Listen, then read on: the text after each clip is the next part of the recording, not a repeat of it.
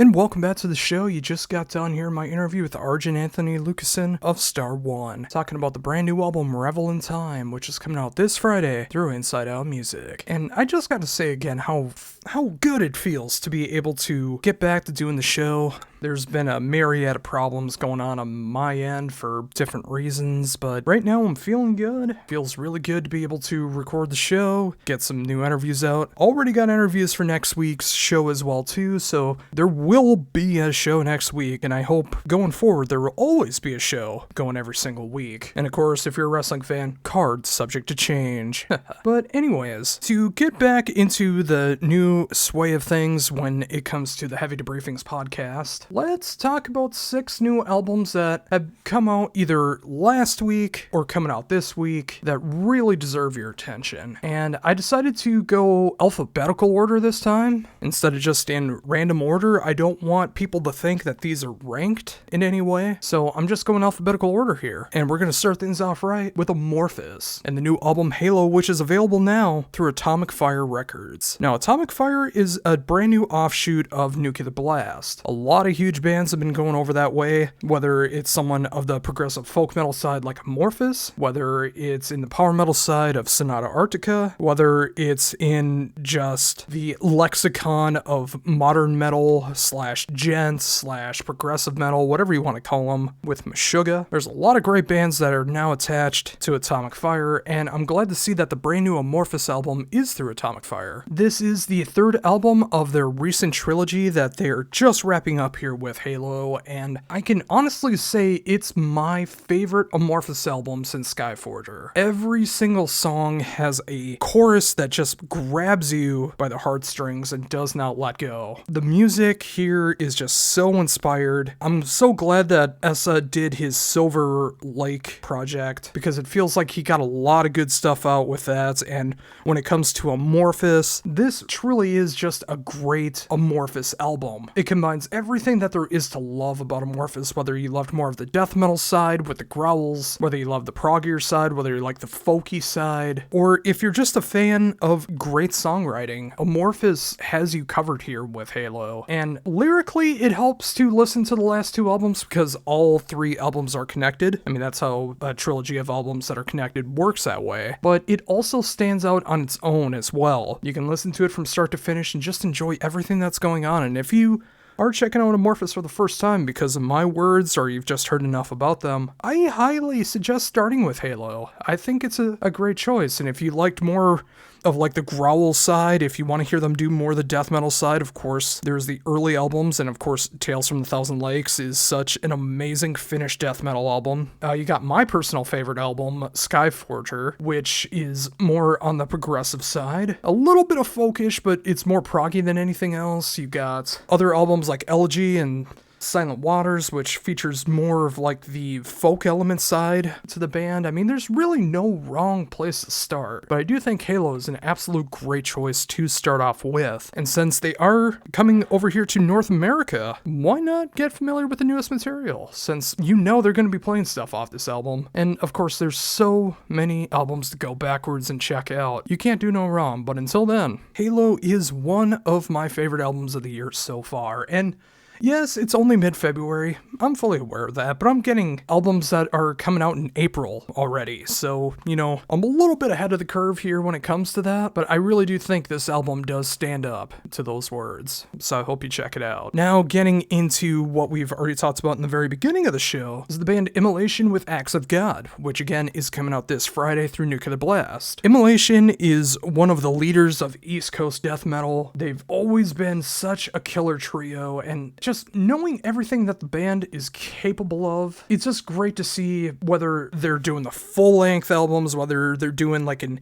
EP for Scion, Cars of all things, like with the Providence EP, or when it comes to this brand new album, Acts of God, they always try to write the most top-tier material as possible. And with Immolation having a full-fledged lineup going on here this time around, it's just incredible what they're able to do with their sound. It's just absolutely brutal. The production, it's raw, but it's clear. It's that good, perfect mix when it comes to death metal, because some people don't like it too polished, some people don't like it too raw. So if you got something like right in between there, you really nailed it, and that's what Acts of God is. There's a lot of depth to this album too. It's not just brutality that's going on. I mean, any moments that they do light up, they're about to pummel you even harder with the next riff coming in. And that's the power of dynamics, kids. The artwork is so cool. I really love the oil painting, watercolor look. I think it's going to stand up as one of my favorite artworks of the year as well. And just, the songs are great. I mean, if you're just looking for like straight up death metal, no frills, just heavy, brutal, intense death metal, it doesn't get better than Immolation. And when this album comes out on Friday through Nuclear Blast, I highly recommend checking out Acts of God. Now coming in at the exact polar opposite of what Immolation is the band Silent Skies with their sophomore album, Nectar. Now, if you've been following what I do as that drummer guy, you will know a couple years back in 2019 that in 2020, Silent Skies, we've been talking about them, and of course, their debut album was just an absolute masterpiece between Tom England and Vikram Shankar, who is just the perfect songwriting combination. And they work together in Redemption, and it's just so great to see them being able to do something on their own, just the two of them. And they decided to just write some very dark, atmospheric, piano-driven, obviously, like pop music. It's very cinematic, very atmospheric. And with the sophomore album, they decided to turn it up a notch as well too. There's more percussion on this album, not too much percussion. I mean, there's not full-on drums or anything like that, but just good percussion. Tom England has his sorrowful, soulful voice going on throughout the whole thing, and is just an absolute mastermind and just a maestro of every single instrument he plays, whether it's the keys, whether he's playing guitar, no matter what he plays, he seems to just be a master at it. And you can just tell with his songwriting and being able to match it up with Tom England and what he's capable of with instrumentation and of course his vocals, it just makes for one of the darkest sounding albums you're gonna hear this year. No matter if it's metal, no matter if it's pop music, no matter if it's cinematic music, doesn't matter. Found a way to really be able to push the boundaries of emotions. It made me tear up the first time I heard it, so you know it's gonna be one of my favorite albums of the year. Like, if it can make me cry, there's no way that I'm not gonna put it on my best of the year list. Tom, Vikram, you just rule, and I recommend this to anyone with an open mind. I know there's a lot of people checking out my stuff because of the metal-related material, but you really need to check this out, seriously. Next up, I have Star 1 with Revel in Time, of course, the second interview I have for the show this week, and it's great to see Ardor Anthony Lucassen back at it, doing what he does best, writing music, and it's so great to see Star 1 come back. And of course, like we talked about in the interview, you know, it's a very different Star 1 album, considering it's not just the four main vocalists. There's vocalists of all different kinds on this album, and instead of just focusing on space, it's about time travel. So you can have things like The Terminator, you can have things like Groundhog's Day, you can have Bill and Ted's Excellent Adventure, and it's just, I love the fact Dan Swano's singing about Groundhog's Day. It makes me so happy. I never thought I would live in a world where that would happen. But seriously, like, if you like the heavier side of Arian, Star 1 is a band for you, because it does focus so much more on the metal side, the prog side, the progressive metal side overall, and every single song tells its own little story instead of just a huge overall concept. Every single song talks about a different time travel movie, and I appreciate it so much for that. And of course, like we talked about in the interview, there is the second disc of all the guide vocals. I mean, when you got Tony Martin doing guide vocals, you know you're going in the right direction. This is another one I think is going to be so high up on my best of the year list. And yeah, I mean, when you go from Transistus to Revel in Time, I mean, it's a huge paradigm shift what's going on with the sound, because that was a very dark Arian album, and this is a more fun Star 1 album. And I think that's exactly what we need in 2022. We need something fun like this. And if you enjoy fun, you don't care about cheese, or if you love cheese like I do, or if you just like any of the movies that are talked about throughout the album, I think this could be an album for you. To completely change things up once again, why don't we go back into more of the death grind style with the band Venom Prison and their album Erebos, which I believe came out 2 weeks ago now, as the time of me recording this, right after the Super Bowl, which I did not watch. I don't even know who did the halftime show.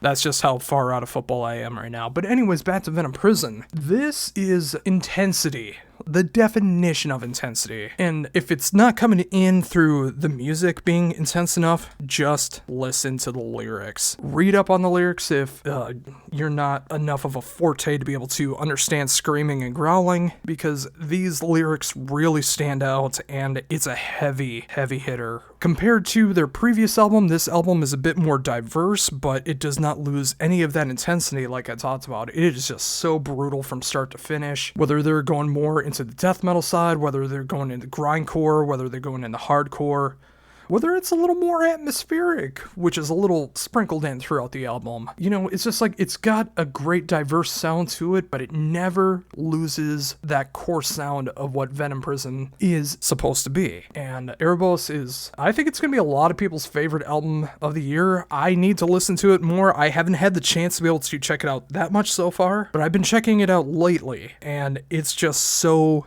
incredibly good. It is just absolutely killer. And if you like great lyrics, if you love great vocal range with what she can do, if you just love intense music that can go all over, Venom Prism is the band for you, and I really hope you check out Erebos. And finally, the last album I want to talk about is the self-titled third album from Zeal and Ardor. Now, I've seen such a polar shift when it comes to this band.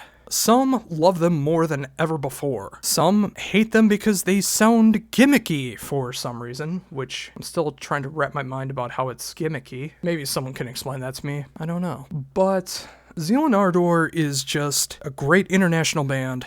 When you got workings from New York and from Norway being able to just create sound, they're able to create something that's absolutely their own when you're able to do African American spirituals with black metal, which is what they are best known for, but especially on this album, they really show off the different sides of what they can be. If you like Emperor, that's shown off on here. If you like Death Heaven, that is shown off on here. If you like experimental music where it can have like atmospheric guitars, black metal screams, and digital rap style drums over top of it, that is shown off on here. And of course, the signature sound of Zeal and Ardor with that African American spirituals and black metal is still very much in here, but there's also a lot more clean vocals that are going on this time around too, which has happened throughout every single release of Zeal and Ardor. That's never been gone, but this time I feel like it features it more than all, and Manuel just does have an exceptional voice. And I just love the fact that they opened for Opeth and Mastodon last year. I wish they were doing it on the second leg, although I think Chemist is an absolute amazing replacement for Zeal and Ardor on the second leg of the tour, which is coming by my way. And I really hope I can make it to that show. But back on Zeal and Ardor, I do feel like this is the finest Zeal and Ardor album to date. Now, some people will not agree with that. I do, because it feels like it's the most mature sounding. It feels like the songwriting is at its most prestigious so far. The lyrics are just sinister on every single one, whether it's like more of a straight up horror movie, whether it's talking about the state of the world, especially the state of America, and pretty much everything in between. Zeal and Ardor is just that perfect band to me, where they don't sound like anyone else. They sound like their own thing, and no one can do it better. And I can't wait to be able to see them live at some point, and I am still holding that one day Jordan Peele will discover Zeal and Ardor, and he and Manuel will be able to write a horror movie together, where Zeal and Ardor is the complete soundtrack, like what Goblin does with Suspiria or Dawn of the Dead. I want them to be able to write the soundtrack to an upcoming Jordan Peele movie. And if you could base it on what Zeal and Ardor is about, where African American slaves during Civil War times started worshiping Satan rather than God, I think that could be one of the best horror movies of our era, and I just really hope that happens. I mean, I've been picturing that in my head ever since Devil Is Fine. But until then, this self-titled album is great. If you can appreciate experimental and avant-garde style black metal, where it's not going to be straight up black metal, it's going to be hitting all different kinds of territories, Zeal and Ardor is the band for you. And that does it for the reviews this week. If you're just listening to this on YouTube, I hope you check out the podcast. And if you are checking out the podcast right now, I will be getting into my reviews of a few other things coming up right now.